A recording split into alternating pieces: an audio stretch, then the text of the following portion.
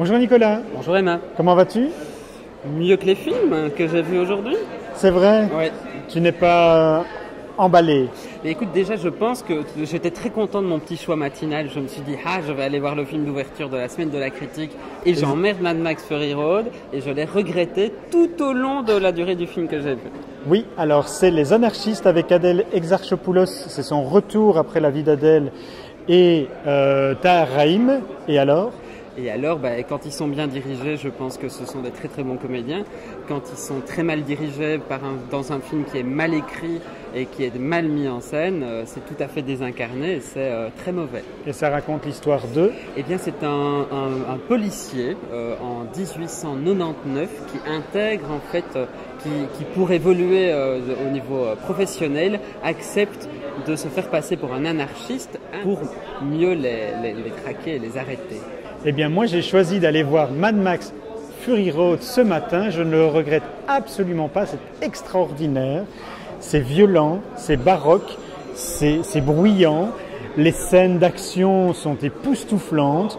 Charlize Theron joue une guerrière manchotte qui part à la conquête, à la recherche de sa terre natale. Et tu aurais aimé le film parce que Tom Hardy se fait traîner avec une chaîne et une muselière. Je pense que tu aurais adoré ça. Et c'est complètement réussi. C'est dommage qu'il y ait des suites.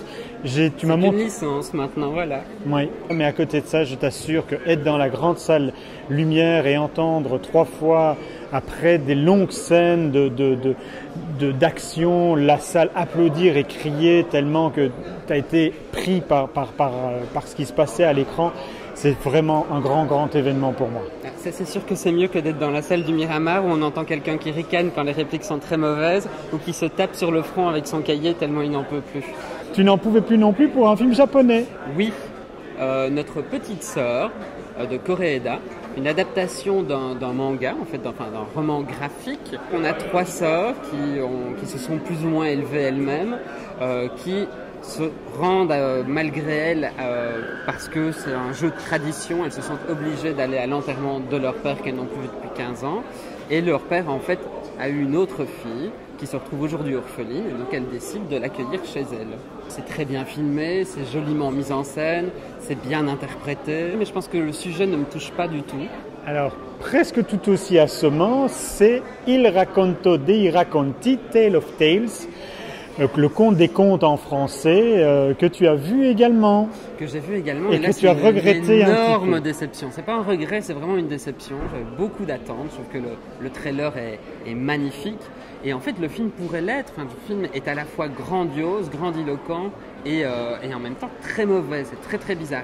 C'est marrant parce que c'est quand même un des grands espoirs du cinéma italien ici à Cannes. Mais oui, mais en même temps, il a une belle force, c'est-à-dire que de film en film, donc c'est Matteo Garrone qui a quand même fait Gomorrah. Il adapte quand même Basile, qui a un livre qui recense une 50aine de contes, qui date du XVIe siècle. Mais ce qui t'a déçu, c'est les effets spéciaux. Les effets spéciaux sont vraiment de 2 ordres. Ils sont à la fois quelque part très bien dans un côté vieillot et fabriqué. Et puis il y a des effets spéciaux extrêmement contemporains, mais qui sont ratés. Donc c'est de la même qualité que le film d'animation de Jamel Debbouze. Nicolas, nous allons rester là pour aujourd'hui. On se retrouve demain pour un 3e épisode de Cinéma Spécial Cannes. Oui. Et nous aurons le film le plus attendu, en tout cas par moi, de tout le festival, de Lobster de Yorgos Lanthimos.